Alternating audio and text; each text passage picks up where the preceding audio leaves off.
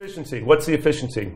Efficiency when you convert a fuel into heat, right? You take any fuel, coal, electricity, oil, gas, you have to convert that fuel into heat. So there's a lot of efficiencies. There's the combustion efficiency, right? There's the delivery efficiency. How efficient is that heat getting into the space? But resistive coil is the same. Yeah. All resistive electric heaters are 100% efficient. All of that electricity is being converted into heat energy. Okay, so they're 100% efficient. It's so obvious now when he says there's waste heat. I mean, basically. So all you're doing is paying more for like a prettier looking plastic shell. Right, it's a total scam. Wow. And then they say this is infrared. Well, so what? You're going to take the electricity, turn it into infrared heat, and it's still 100% efficient in converting that electricity into heat energy, but it's expensive. Electric resistive heating is very, very expensive. Yeah, it's the most expensive type of heat, even though it's so efficient. Whereas oil, so if the fuel is very expensive, the heat can be very expensive, even though it's 100% efficient. So you have to look at how expensive is a fuel. How efficiently can you convert that fuel into heat? How efficiently you can deliver that heat into the living space? So you have to look at all those stages before you can say, what is the actual dollar per BTU cost of that delivered heat into the living area?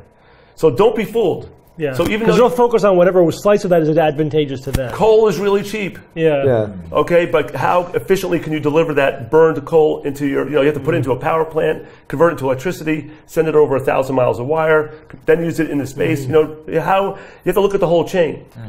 All right. So electricity right now is not. Electric resistive heat is the most expensive way to deliver heat into a space. It's the worst way to use electricity to heat your house. Right, because there's other ways to use electricity to heat your house. You could use a heat pump, okay? Yeah. And there's one in this room that we put in for the Mermalair. Yeah.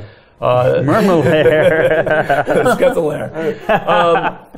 An electrically driven heat pump, which actually extracts heat energy from the outside air and brings it inside using refrigeration. Is that reverse osmosis? Well, it's like air conditioning in reverse. Air conditioning is a refrigeration system that takes heat from one place and moves it to another place. Yeah. A heat pump is the same thing, but reverses it so that you're taking heat from one place and moving it into the space where you want the heat. So it's a heat inverter. No, it's not. Don't confuse people. You're fucking with it. That can be the most efficient way or cost-effective way to deliver heat into a space. So a space heater can save you energy because what you can do is actually turn down the heat in the rest of the house, get a small electric space heater to give yourself a little zone of comfort. So if you use it that way. If you use it that way. So it can actually save you money if you use it right. All right, Joe, our next guest is waiting, and we have to keep on schedule. Okay. But we appreciate this is great. Wow, That's awesome. Yes. Appreciate it. Well, You're awesome, Joe. We'll finish That's up. good information. We'll finish up. Joe, this was awesome. It's so interesting. Yeah. All right, We're just getting started. Great show. Great to be on. Thank you so much. Awesome. Thanks, I'll bro. see you another 10 years. Hey, tell your mom and dad I said hey. Okay. All right. Who we got now? Who we got now? Some guy named Phil Play. Phil. Sweet mother. It's a guy that's been correcting us all Yeah, day. Doctor correction. Mirrors and lenses. And All right, little under 2 hours, guy. Oh my God. We got to all shift to the left. To the left, to the left, to the left. We do like Okay. A little more to your left, Evan. Yes. Yo, Phil. Phil! Mr. Bad. Look at this guy. Mr. Bad. Doctor correction. How are you? You guys would stop making so many mistakes, I wouldn't have to be. We're keeping you in business as well. 10 hours. I can't catch them all. That's okay. You guys have been, it's been very entertaining. I've been watching on and off all day. And it's Thank been you, cool. Phil. Thank you. Yeah. So what have you been up to? You're done. You've talked about everything. Yeah. I specifically left some things to talk about with you. Let's see. Kara covered movies. You were talking to your brother about climate change. Yeah. Yeah, that's really all I talk about now. These days, so. What about space launches? Spaceships? Nah, there's nothing going on there. Hang on. I'm gonna pull up. No. Keep talking. I'm gonna pull up a picture that I want to. Okay. So there you guys are, sitting there in a row. Yep. You look, and you're all sitting the same way. It's actually a little eerie. Okay. Actually, it's kind of funny. This is always the way things are in these video chats. I've got my webcam right here. See, there it is. Yeah. You guys are just below it. And if I want to be lit, oh my gosh! And look at me it's like I'm a glowing light bulb in space. And I want to look at you, and I got to be kind of close to the camera to be lit. And I'm looking down at you, but I should be looking. Move at the our camera. window up. You're Fire fine. towards When your you sit camera. back, you look fine, Phil. Yeah, if I look like this, I'm just fading into the back. There goes Phil. Look at that. I think my chair is haunted. Can you hear that? Phil, what do you got on your shirt? Yeah, what's that shirt? I was going to ask. Yes, the shirt. Nothing. Just my SpaceX Dragon T-shirt Awesome. Nice. that I got when I was at the SpaceX factory a couple of months I know, I ago. was so jealous. You didn't invite hell? us. I You never didn't get to invite do us. stuff I like that. noticed. All I just heard was so. Yeah. Four grumpy guys on this one. Yeah. All right, I'm going to start by asking you. Look, everybody's laughing at me about it. I'm dying to know everyone's opinion. Are you going to see the Star Wars movie, and what do you think it's going to be, good or bad? Not even a little. You're not going to go. You hate Abrams. No, It's not interesting. I wouldn't say that. You hate movies. I liked 8mm. I liked Cloverfield. I just rewatched Cloverfield recently. That's a good movie. Yeah, I've learned now that after about 8:30 or 9 o'clock at night, it's useless for me to actually write or do anything, because then I'll just be sitting in bed at night, just doing stuff in my head. So I've been trying to back away and watch movies and stuff. And I watched Cloverfield again. I quite enjoyed it. Yeah, it's a good movie. Then I rewatched Star Trek Into Darkness. Oh, tell me. Why? Now I hated it when I saw it in the theater. Yeah. Okay. So I decided, I change my opinion sometimes when I watch a movie again, and it was on whatever, Netflix, Amazon, whatever it was. So I worse the watched it second time. again, Yeah. and it was worse than I thought. Really? It was Worse? Yeah, Worse. It's terrible. just terrible. It's a total And, piece of shit. Yeah, it was. I was actually too kind in my review. But they do a lot of stuff. I liked Fringe quite a bit. I'm watching that now. I love Fringe. Oh my Yeah, God. it's I mean, alternate rules. there's some stinkers in it, but they're few and far between, and the story arcs are good. And then every season they're like, yeah, we're going to reboot everything. We're just going to start over. And it's like that's hard. That's really hard. And I think they managed to pull it off. So it's not like I hate J.J. Abrams. It's just that the past few movies haven't been the best things, and I'm just not that into Star Wars. I like Star Wars. It's fine. I'm sorry, Jay. But in the end, it's like, how can that be? I'm a Star Trek guy. Come on, Jay. I'm Come Star on. Trek. I mean, of course, I love Star choice Trek here. too. But I mean, it's like you have two children. You love them both equally. You only have one kid, right? No, I have Second two. other way. One in the Oh, you do have two One's now. in the oven. Sorry. One's in the oven. Sorry. So. Because I was going to say, well, that's clearly not true. There's going to be a kid you like better. Look, I watched Star Wars in the theater when it came out. I remember when they reissued it about a year later, and I went to see it. Remember that? Wasn't that awesome? That's like unprecedented, wasn't it? Again, in the theater, awesome. I know, it just, I liked it. It just never resonated with me the way a lot of other movies, or the way a lot of other movies have with me, or the way Star Wars has clearly resonated with you guys, or Chris Perillo, who refers to his kid as Jedi.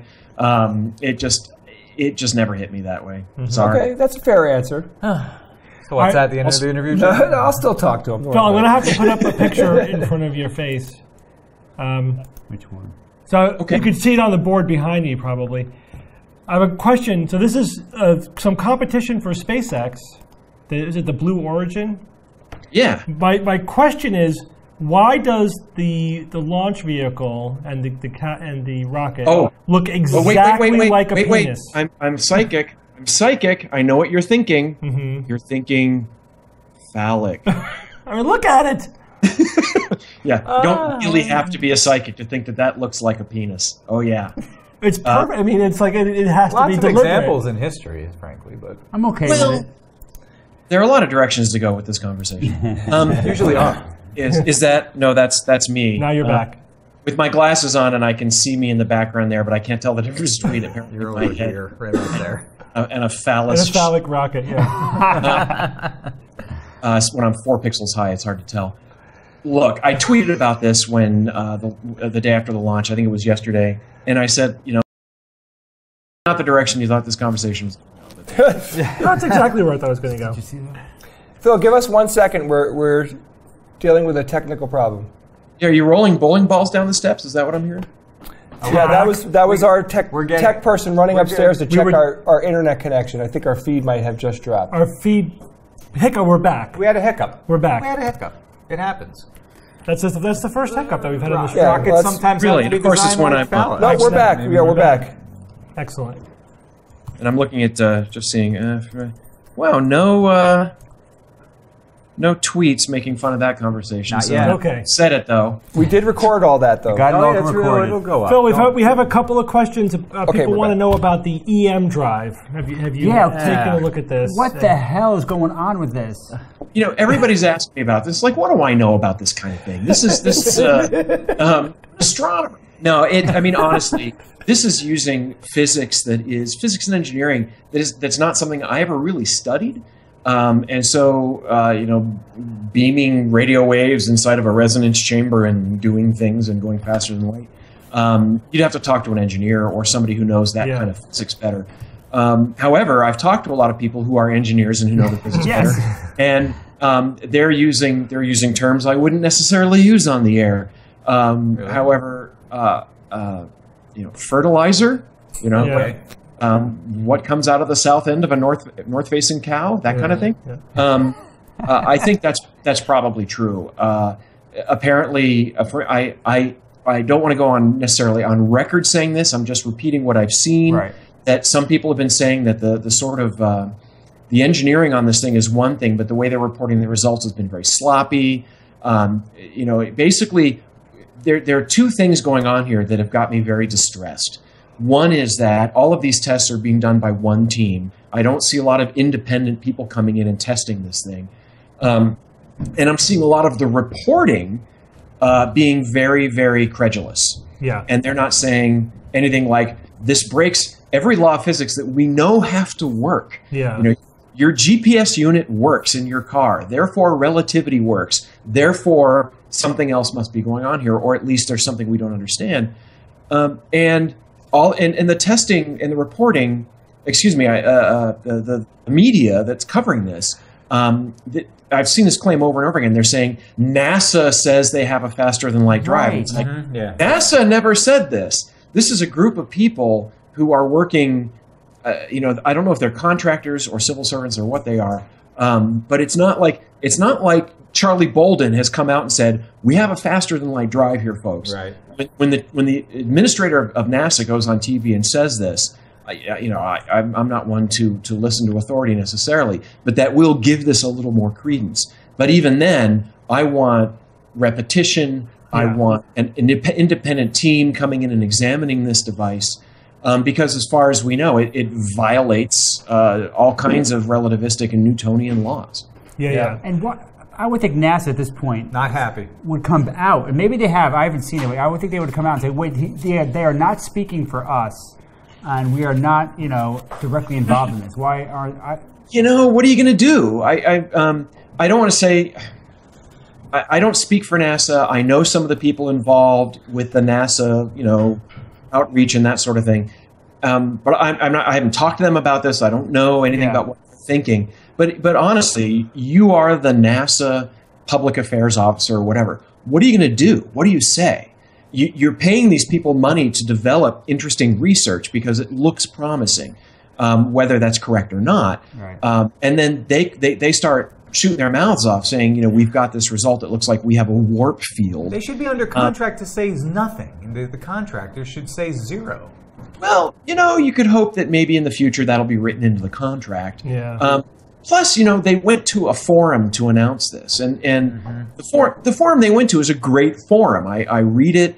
There are a lot of really good people there and everything, but that's how you make your announcement? I mean, that you're saying something's weird? You might want to go to a place like that to get information, to get advice, to get other people to look at it. That's fine, but when you do that, you know what's going to happen. People are going to talk about it, and it's going to get out. So this whole thing is kind of a mess. The bottom line is I don't believe it. I need a lot more evidence of this. I need independent results, and I need replication. Because you're talking about something so huge, you might as well say you've discovered time travel or teleportation. That is the level of the kind of thing we're talking about here. Yeah, pretty much. Yeah. I do think this is getting a lot of play because they've managed to attach NASA to the claim. That's why it's getting a lot of play. That certainly can't hurt. But I think if anybody did this, and there are other groups working on similar drives, but no matter what, I think, attaching NASA is certainly going to give you a little bit of a push. But I have seen other groups getting their day in the sun as well. But this is like a free energy machine.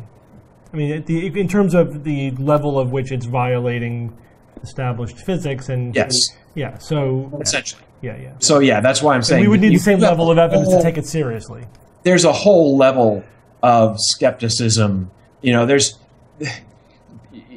to apply the skeptical mindset to life is great. But if somebody's going to show me a card trick, the level of skepticism I apply will be severely different than somebody who's saying, we're violating every law of physics that we've learned over the past 400 years. Yeah. Phil, I've been really enjoying your Crash Course Astronomy. Tell us about how that's going. Oh, well, thank you very much.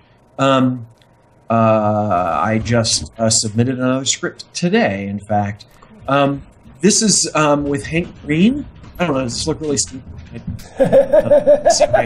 What do I do with my hands? I'm just relaxing and I can't lean back because then I fade into the darkness. I just want to see Phil fall back on it. See his feet. Then maybe if I do this, you'll see that giant glow Hello, of sir. my radioactive skin here. There we go. You've got a nice camera, Phil. It's like super high res.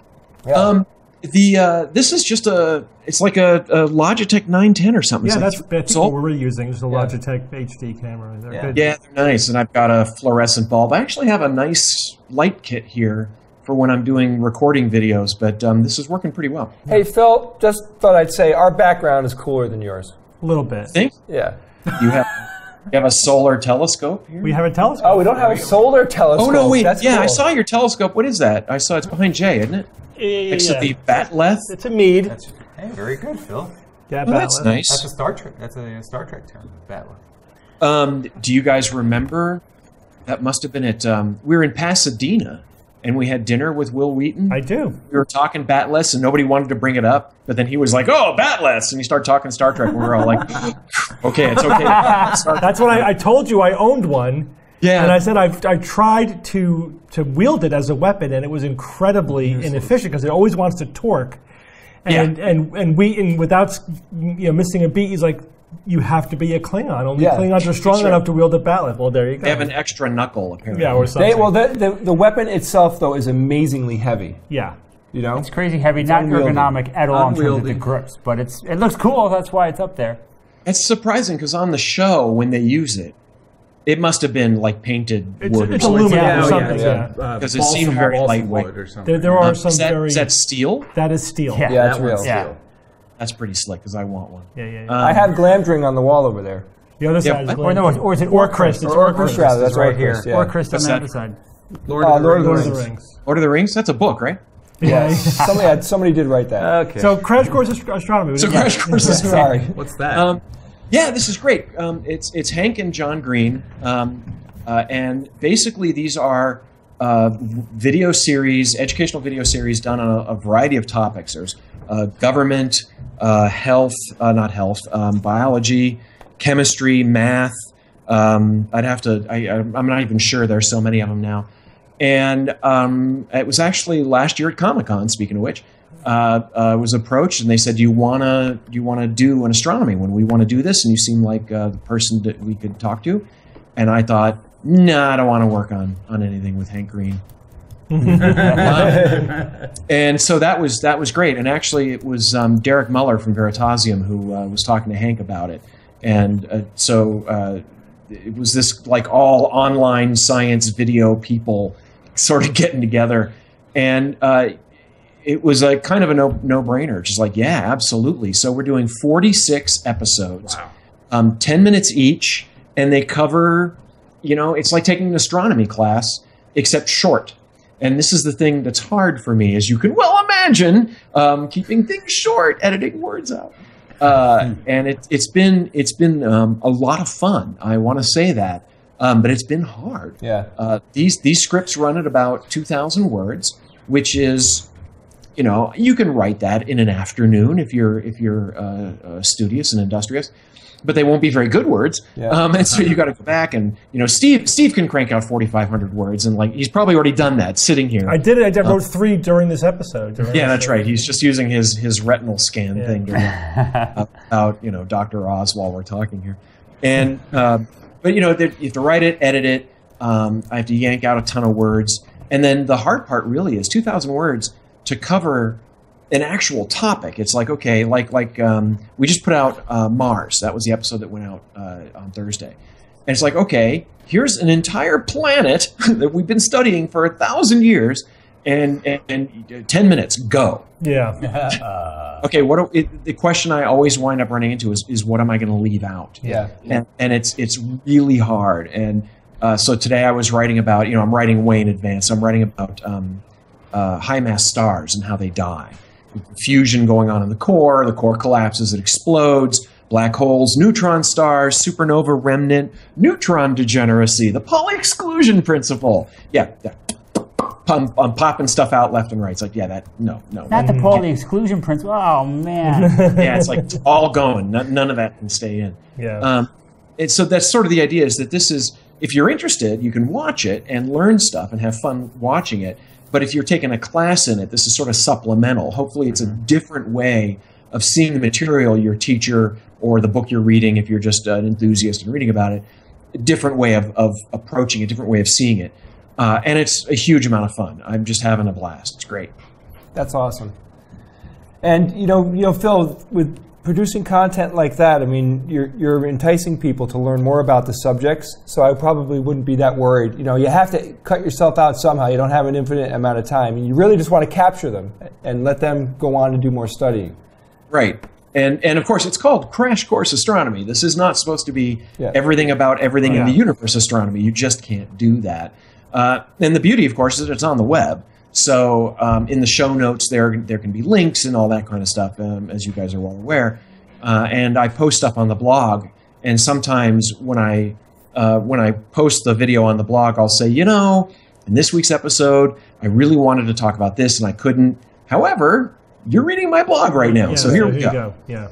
And it's a lot of, that's nice to be able to do. That's good. That's good. You can use different social media to complement each other. I'll often talk about a topic on the show that I also blog about, and very different treatments, in a blog form versus on the show. But they also inform each other. Like if I usually I go into more depth on the blog post, and then also get lots of comments, and all of that informs. You read the comments? What? I have a really classy commentariat on my blog. Oh, you do? Commentariat? Yes. That a word? Very classy. So they often they occasionally will give me information like, oh, that's cool, links, useful links or new angles or whatever, So it helps when we then talk about it on the show. I have more information. Yeah. I mean, it's like anything else. You ignore the comments that are ridiculous and look at the ones that are actually saying something legit or making a point that you actually want to address maybe in another episode. Although we kind of leave behind what we did. And of course, I'm filming these things. The next episode I think I'm filming is 26, and we just put up 15. So, we're months ahead. So it's kind of hard to go back and fix stuff. Yeah. But I can address that on the blog. The other fun thing is writing a blog post is very different than scripting something that you're going to say. You can just take 2 words that sound good together in your head and put them in the blog post, and that's great. Then you say them out loud and realize, there's no way to say that. Those 2 words, you're going to mispronounce a word. It's just like crash course. I really wish they hadn't called it crash course. Try saying crash course over and over again, and you realize it's impossible. It's like toy boat. You say it quickly, crash course. That's really hard. But I got to say, like I said, it's a lot of fun. I don't get a chance to say this very much, but the people behind Crash Course, my director, my editor, Hank, his whole group there, the people doing the graphics and everything, these are really good people. They're all very young. I'm like far and away the oldest person involved with any of this. And they're like seriously devoted to this. It's not, when Hank and John's slogan is "Don't forget to be awesome." This isn't some marketed research focus group slogan that they came up with because it really resonates with the 20 to 32 crowd. It's like, no, they're telling you when you get up in the morning, don't forget to be awesome. Go out there and do good, learn things, help people, do stuff. Every time I leave Missoula, where they're headquartered, and come home, I'm looking around like, holy cow! What am I going to do today that's going to make the world a better place? Yeah. It's inspiring. It's really it's honest. It's not snark. I mean, there's snarky and joking stuff going around. We tease each other and everything, but underneath that is a solid bedrock of wanting to do good, and it's wonderful. Sounds like a good culture. Yeah, That is awesome. Well, I mean, you have that too, Phil. I mean, your attitude about learning and spreading the information that you have. I mean, you inspire me. I think there's a lot of people in our community that I get inspired from, and you're definitely one of them. You are one of my favorite scientists in the world. Shucks. Serious, yeah. I mean, I learn a lot from you. You're a great educator. You do a fantastic job. Plus, he gave us dilithium crystals. Oh, is that a secret? Oh yeah. We talked about that, didn't we? Yeah, You did now. We talked about that. Yeah. Yeah. It was actually dilithium crystal snapped off of a Star Trek set when I had a tour, and it was the Rurapente set when they were filming Enterprise, the Klingon dilithium mine. Oh God, that's so I made a joke to my friend who was taking me around on the tour, and I said, you guys are leaving uniforms and stuff around. I'm going to steal something. He said, don't do that. And he just snapped off a piece of this and handed it to me. And I was like, it's dilithium crystal.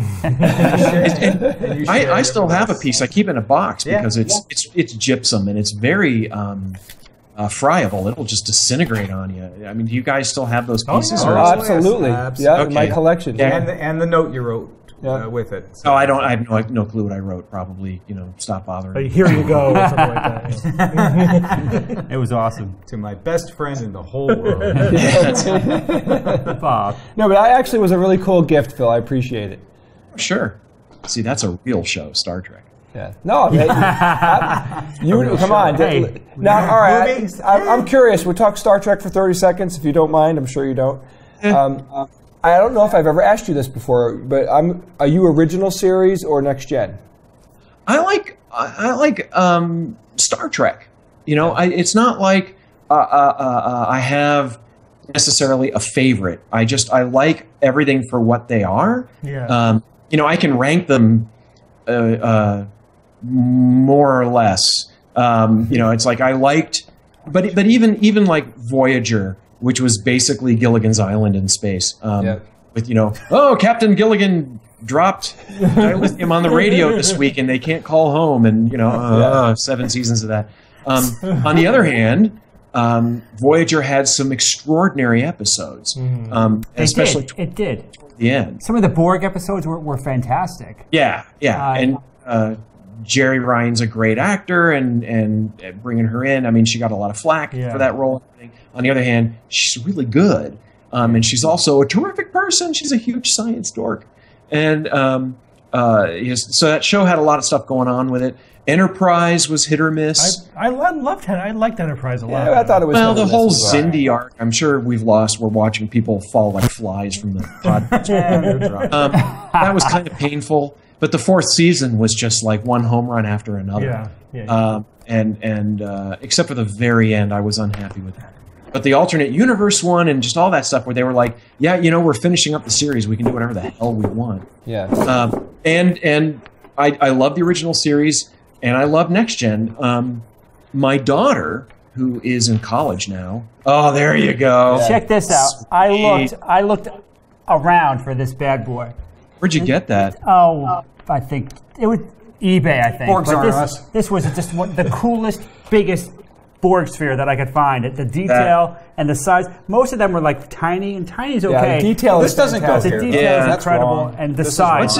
What's it made of? It's just this plastic, really. It's like a hard plastic. Okay. The cool thing Uranium.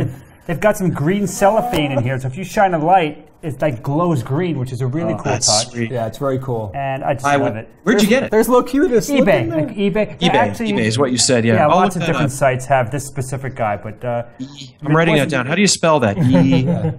Okay. Yeah, I've seen. EAIOU, I think. I know ThinkGeek has a cube refrigerator, but I know those little refrigerators are terribly inefficient. I almost bought it. No, it's not a refrigerator. It's more of a glorified I cooler. don't need it. Oh, And I guess you doesn't can't cool see things behind me, through. but I've got like I've got a globe of Mercury and the moon and the Earth and some other stuff. And I don't have a lot of room in this room. You can't really see it, but there's not a lot of wall space here. And I've got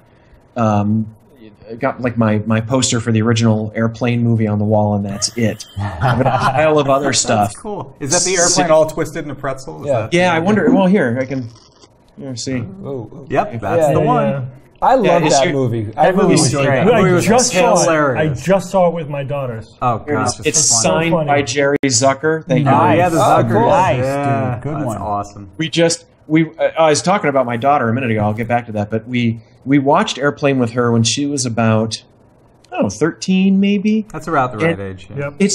It would be a good age for that movie when it came out. But somebody who's 13 in the Today. year 2009 or whatever doesn't quite Yeah. work. Yeah. Oh, really? So we want a lot of the jokes. 15-year-olds Generation liked gap. it. They don't know Barbara Billingsley, the significance of Leave It to Beaver, and her. They missed a couple The of nuances. You that can't get the stuff. nuances. Did it age well? The, for the, you? the, Yeah, the I coffee dug joke. your jive. The coffee, exactly. The coffee So- joke. Well, we watched it again recently, and I thought we were going to have to defib her. She was laughing so hard. Yeah. It's like, well, yeah, it's because it's the funniest movie ever made. Right up there with Pee-wee's Big Adventure. That's Oh, nice. a tough call. So yeah, I love that. What about the sequel? I mean, What? Stop. There was is a no sequel? it was a joke because they didn't have the Sequel same had writers. Airplane No. 1.5. Yeah. It was just like so many of the same jokes. Yeah, pretty much. Literally It the was- same it was jokes. it was so unwatchable. It was that it bad. just there was no reason for them to do that. But I think The other was Let's get William automatic money. Shatner Yeah. and my Sonny memory is Bono telling me that they and, lost the Zucker brothers, right?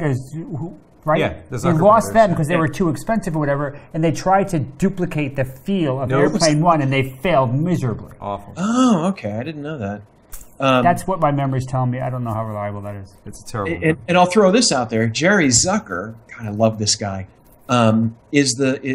Started this the Science and Entertainment Exchange, which is a group that is affiliated with the National Academies of Science. Wow. And they bring scientists and Hollywood types together. Not necessarily Hollywood types, but writers, directors. If you're making a science fiction movie or a movie that has science in it, whether it's scientists being portrayed somehow in a movie or science in a movie, and also games, people who are putting games together, all that kind of thing. They get everybody together and say, how do we improve the portrayal of scientists? How do we improve the science of our movie so that it goes better? And they say the people who know the science are the scientists. And the beauty of this is, and I love this group, is when you talk to writers and directors and you say, and they're saying, we're going to make this movie about a solar flare that's going to boil the atmosphere. And you go, well, they don't do that. What they do is this.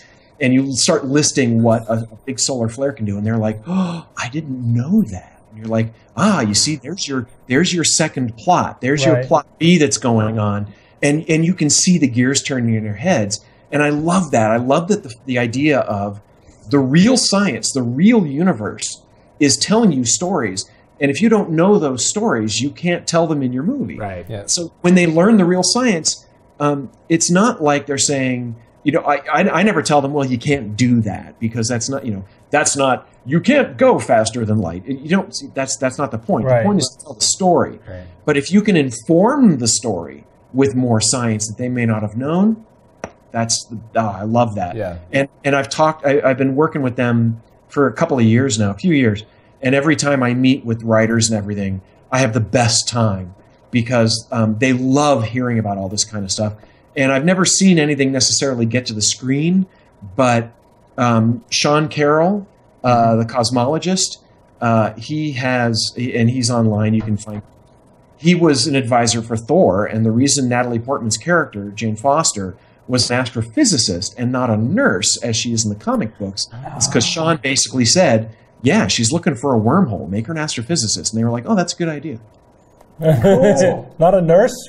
They look for wormholes. Yeah, so that, I mean, I love that. Yeah, no, I do. I like that element much better. So there are groups actually trying to make movies better in this. More Yeah, and scientific? Jerry Zucker is sort of the head guy, and his wife and daughter are the head guys too. They're doing all kinds of stuff, and I love whenever they're like, hey, you know, we have an idea for you. It's like, yes, yes, you know, whatever you say.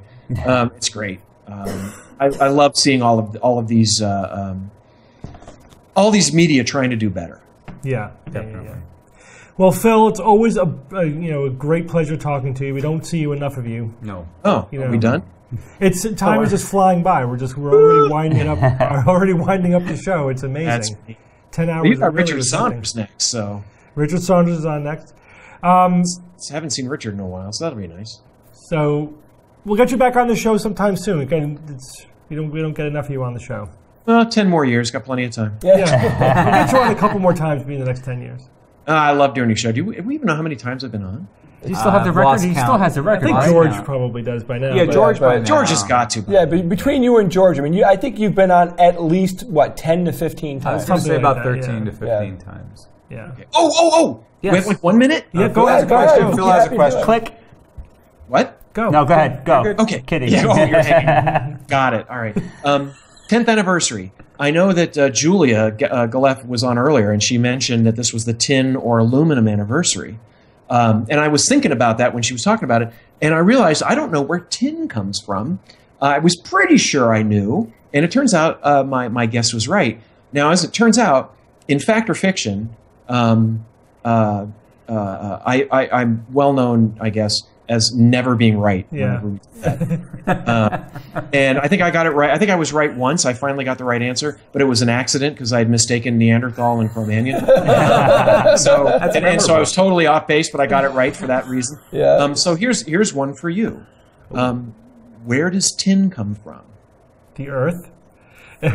I thought, hang on, my memory, I have a vague memory of tin. First of all, it's like horrible to like mine it and smelt it. It's like really horribly toxic.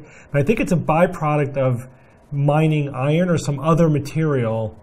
Was my memory, but I'm not. I thought I'm it was not sure. tin was a mixture of like nickel and something else. No, tin. Tin's an element. Tin's an element. You Sorry. mix it. You mix it with like you mix tin and copper to make bronze. Oh, that's what I was thinking. that's what you were okay, thinking. all right. Thank you, Phil. Tin veins in the earth? No. Yeah. Anybody else? Evan? Bob? You know, don't know. it's not. It doesn't occur in veins like other. Well, yeah, Okay, so tin veins. but I'm an astronomer, right? So where astronomically so- does it come from? Okay, whoa. they come in from. It comes from supernovae. It comes from exploding stars. but- Yeah. It's called a P process element, which I think is funny. It's a proton process. It's from you have nuclei of atoms floating around, and they capture a proton, and that moves it up one in the element table, and it becomes tin. But it's also created in high mass stars naturally as a byproduct of all the fusion, and it gets blown away by red giants. So when you look at a planetary nebula, and I know you guys were talking about them earlier. I heard you talking about them from the Hubble talk earlier. Those are the winds from dying stars that are lit up after the star is dead. They are blowing out quite a bit of tin, and when the star explodes, it also creates tin and scatters that amongst the universe. It's star so there you stuff. go, the 10th anniversary. So a star awesome. had to die and blow away tin in order for me to wrap my sandwich up in something nice. Well, that's true about everything you're eating in the sandwich too. The iron in your blood and the calcium in your bones, Right. and that is coming from the Yeah. supernova. So you can focus on the tin if you want to, but lots of other stuff to focus on. So you're a tin man. And aluminum is very similar too. It's Yeah, got yeah. a similar history. So there you. And we take it all for granted, Phil. You know, I know, forged in the heart of an exploding star, and you know. and most people just don't give a shit. Carl Sagan cared. I think I think it's a very straight. It's a linear regime from massive star exploding, giving off as much energy in a few minutes as the sun does in its lifetime to podcasting. So supernovas are responsible for the Kardashians, too. Is that what you're saying? You know, I almost said something like that. Well, I saved you the embarrassment. That's what he's good for. All right, Phil. Always a pleasure. Thank you, Phil. Bye. We love you, buddy. See you soon. All right. Are we gonna? How about this, Steve? Hang on. We have a couple things we got to do while our audio engineer gets our next in-studio guest mic'd. We'll get to that later. Okay. What are we doing? I'm going to just quickly hang on. What? It's just me and you, Ev. What's happening? Oh, yeah, Jay, what's up? About it? All right, Star Wars. Star Wars. Go here, very quickly. Do you guys know what this is? It's a trove. Bio break. Trophy. This is our 2015 Podcast Award in the category of science from the Podcast Award. So this is our fifth one. It is our fifth, our fourth in science. Fourth in science, one in education. So I just wanted to take the opportunity to thank our listeners for this work. This comes from you. Comes from you guys. We really, really do appreciate it. It's a fantastic way to support the SGU. This one in particular was very meaningful to us because there were so many excellent podcasts in the science category.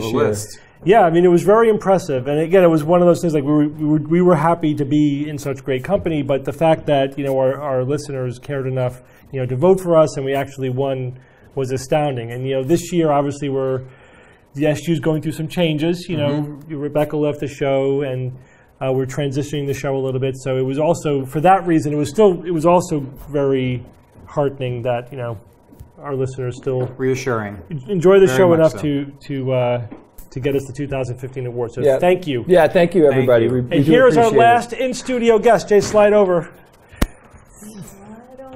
Your name, ma'am. What is your name, young woman? Yes, who are you? Yes. Get them another one of those novellas. Yeah, another one of them novellas. But you weren't always a novella. I wasn't. I was a Hadidian. This is my wife, Jocelyn. That's right, Jocelyn. I knew you looked familiar in all those wedding pictures debut on the Steve. show. 10 years. 10 long years of marriage. Maybe eventually. 23. Eventually, you'll listen to an episode. Yeah, right? Oh my god! Oh my god! That's the stuff I usually filter. You know, we're talking about filters. Yeah. The part where I don't listen to the show. No filters. That's usually filtered. But seriously, so I wanted to bring you on to talk about out of pure guilt. Out of pure guilt. Wait a second. Or since we're in our own basement. Yeah, well, actually, it's true that she's actually sacrificed her basement and allowed, you know, the masses to descend upon our homes so that we could have our studio down here and do this. So, thank you, sweetie. But I did want to love of my life. Talk about light of my life. Shining. Yeah, the shining. Thank you, Evan. Yes, shining. Your area of expertise. You're a counselor. Yes. So you talk to crazy people. You don't use the C word though. We don't use the C word. We don't use the C word. I'm just use the N word. Nuts. The vernacular nuts. So tell us a little bit about your area of expertise. Well, we've talked a lot about the fact that there's a lot of mental health woo out there. Yeah, quite a bit. Unfortunately. And I'm not here necessarily to defend the field because there is a ton of mental health woo. But I would say that, you know, the trick with counseling and therapy, and I'm sure many of you have been to therapy, but the trick with it is that if somebody came in and you actually said, oh, okay, you were abused by your uncle, and so you have post-traumatic stress, right, from being abused. And you said, and I, you know, as a therapist, brought out my tome of, here's the protocol for what you do when somebody has post-traumatic stress, right? And this is how they do research on it, is they run a protocol, and it's very exact with a large number of people, and they get a clinical result, and that's how they show that it's effective. But the problem is that if you did that and you said, so this is what's been proven in the research to be effective, let's sit here and go through session 1, session 2, session 3, what do you think the response would be of somebody who's having panic attacks every day and who isn't sleeping is having flashbacks from PTSD. What their response would be to what? To that therapist, to that like therapeutic style. Probably forget it. Yeah, probably wouldn't. Yeah, write forget it it. off. No. Forget it. No, not for me. So that's therein lies the rub, is that you can't do unless you're doing a research trial and your client knows that they're engaging in a research trial, and that's what they're there for. As a therapist in the field, or I work on a college campus, therapy becomes a combination of an art form and the science. So what's evidence informed, and the relationship, which is the number one most important thing in therapy. But that's, that's not like do A, B, and C, and you're going to have a good relationship with your client. Right, you're not fixing a computer. No. Yeah. Right. So, but that makes it very challenging to do, to be like an evidence or science-based therapist. It does. Because as you said, the relationship is probably some massive percentage of any therapeutic effect. That's the most important. Yeah. So if you're good at establishing a therapeutic relationship with your client, you could wrap that around any bullshit and it will seem to work. Exactly, and that's what happens with the Sandy Hook Newtown situation. Like as soon as something happens where you're going to have a lot of post-traumatic stress, you're going to have a lot of people, suffering, and then people descend with all their woo treatments that have absolutely no basis in research, but they just say, hey, this works. And so people are like so hungry for feeling better. And with the placebo effect and with the relationship, it's a really nice person, they're trying to help me. They feel like, hey, I'm getting better, it's actually helping. Right. But then in the meantime, somebody's making a lot of money on it. Yep. They're always selling their trainings. If they don't sell the actual therapy sessions, then they sell the trainings to other people. So like in Newtown, they're using this tapping technique, which is all tapping on acupuncture points. Oh, meridians. And while you tap, I don't know where you tap. Tap any, I don't know where they are, but you tap. And at the same time, you say things to yourself that's sort of like more I'm smart enough. I'm smart enough. You tap yourself. You tap yourself. To me, that's like eye movement desensitization, where you imagine whatever it is you're stressed about while you move your eyes back and forth. There's always that extra added bit that's completely unnecessary. It's like you have the cognitive therapy, the relationship, behavioral therapy, plus some candy-coated bullshit. But that becomes the marketing thing, right? It's eye movement desensitization therapy or tapping therapy or whatever therapy. No, it's you're just repackaging cognitive behavioral therapy over and over again with different marketing schemes. With trauma, the whole thing is, most effective treatment is prolonged exposure therapy, right? So some of the times, like with EMDR, you're doing this thing with the eyes. The client is so focused on what they're doing with their eyes, but in the meantime, they're retelling the story of what happened. That's exposure therapy. That's already been proven to work. Right. So whether they're moving their eyes, the only thing it can do is it distracts them from the horror of retelling the story enough that they can retell it. So it's exposure therapy with some distracting techniques. With some distracting techniques. The thing that, if they were honest about it, I wouldn't care. Yeah. If it's just a gimmick to distract them while you do the exposure therapy, that's fine. But when you read articles about it's causing the brain to reprocess the information, it's like, no, that's all nonsense. Yep. That's when it's annoying. Or like the acupressure or acupuncture points. The acupuncture. No, so there's no reality to that whatsoever. I've seen people. I've gone to workshops where people say, we don't know how. And this is like with a bunch of therapists. We don't know how it works, but it works. And it's just so distressing, whether it's tapping. But I mean, it's like you say, it's exposure therapy, it's cognitive therapy. That's what's working. But you're saying it's the tapping that's working, but you haven't established that the tapping is what's working. So before you say we don't know how it works, you have to figure out if it works, and that's all about controlling variables, which is what they're not doing. So are you saying which is very hard to do? It's hard to do, but these people that are doing this, let me just try to, I'm not getting the whole picture here. are people coming up with these other, modalities or whatever, and then professionals like you, some people buy into it and start doing it? That's the problem, right? So there's no. So you're saying there's not enough skepticism in your field. There isn't, but what I'm saying is that, yes, there isn't, but what I'm saying is it's so challenging because part of what you do is really an art form, and it's like an interpersonal art form.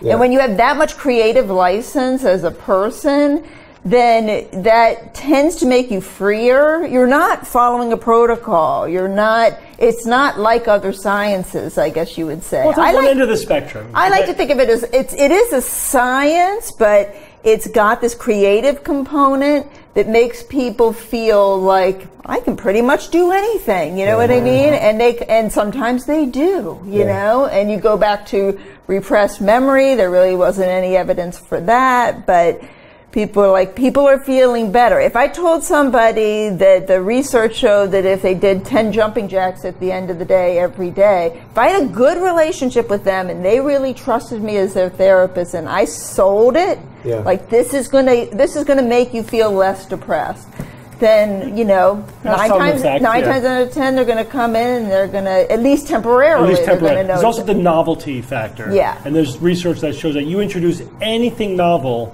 into the therapeutic relationship, and the people think, oh, there's something new and interesting happening. Right. This is going to do something. So what are you doing about it? What are you challenging me now? I was just going to come on the show, talk about it, and leave. You are married to and related to powerful activists. I want to know what you're doing. Believe it or not, the people in my office happen to know me as the skeptic in the office. Yeah. And whenever somebody comes in with some kind of wackadoo idea, like tapping was brought up and things like that, I'm always the first one. They all know Snopes.com. I mean, I've got the whole office. Some of them listen to the show. Yeah. But it's a huge problem. Yeah. And this is outside of like the research and psychology field. It's in the private practice field, where you just have individuals who get trained, who get licensed, and then they're doing whatever the F they want, basically. But it's not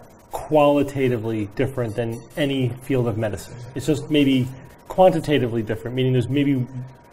I think it's qualitatively different. Because all medicine is art and science. It's all you're taking some protocol, then you're individualizing it to the patient, and the individualization has a lot of subjectivity and judgment involved. Like if patients tell me they're having a symptom, you can't just look it up and know what it means. You have to put it into context and know how significant it is, and how the way in which the patient's telling you about it tells you, some nuanced, subtle things. But you're always thinking of like mechanism and what leads to that. In counseling, you can't get bogged down in mechanism. It's so complex, the human psychology, that you can't get bogged down in mechanism response all the time. You know what I mean? It's just, otherwise you'd never get anywhere. You got to go with, developing that connection, and that's just a,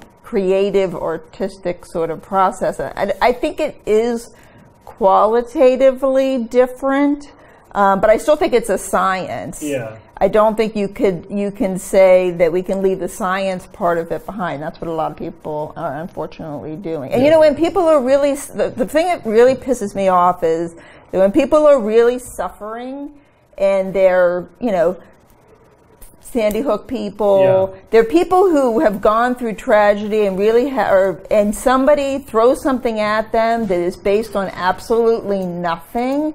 That pisses me off. Yeah. It makes the whole field, the fight, I know. Right? It makes the whole field look bad, and these people are truly emotionally suffering. Yeah, right. And you're just making stuff up. Yeah. I mean, just like every other pseudoscience that treats anything. Yeah. I mean, you're taking up their time and energy and money away from real treatment, proven treatment. Right. Plus, there's also, you mentioned like all right, they're getting sort of a positive placebo effect from the therapeutic relationship, and then the bullshit's incidental. That's the most benign form of it, although they are instilling, I think, pseudoscientific, bizarre notions. But some of the therapies are not benign. Sometimes they're doing things which are actually harmful. Right. Like, for example, with post-traumatic situations, sometimes you could make people worse by forcing them to relive their trauma. Right. It has to be done. It has to be done in the right way. Mm-hmm. So absolutely, you can make people much worse, or convincing people something is going to work, and then the depression or the anxiety or whatever it is comes back, and now they've lost their trust in you, and you were the only person that they really were holding on to, and so it's I'm working on it. Yeah.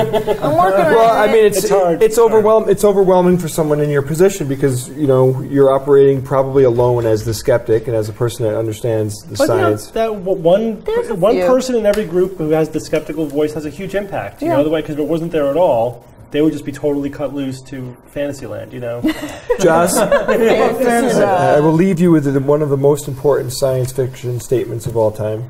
In every revolution, there is one man or woman with a vision. You can do it! It's supposed to go off. Yeah. All right, sweetie. That's a beautiful scarf you have, by the way. Yeah, you got it for me. I did. In court from gorgeous. So. I love you, Jazz. Love you guys too. Thank you, sweetie. All right, enjoy the rest of your show. You'll have your house back in 61 minutes. Yeah. We'll put the beam back up and. Missed it. You missed it. All right, Bob. we have our last interview with Richard Saunders. I'm going to swing over to Jay's side for this one. All right. All right. We're talking to Australia. Oh, so we have to. Do you our speak transcontinental podcast. Do you speak Australian? Mr. Saunders. Mr. Saunders. Hello, sir.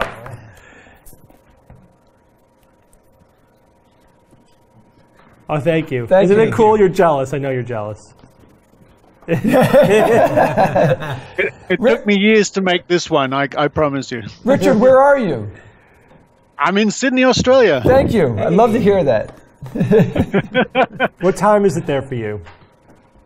I have no idea. It's just gone 11 a.m. on Sunday. So are you back from church? Is that, Yeah. How'd that go? Good.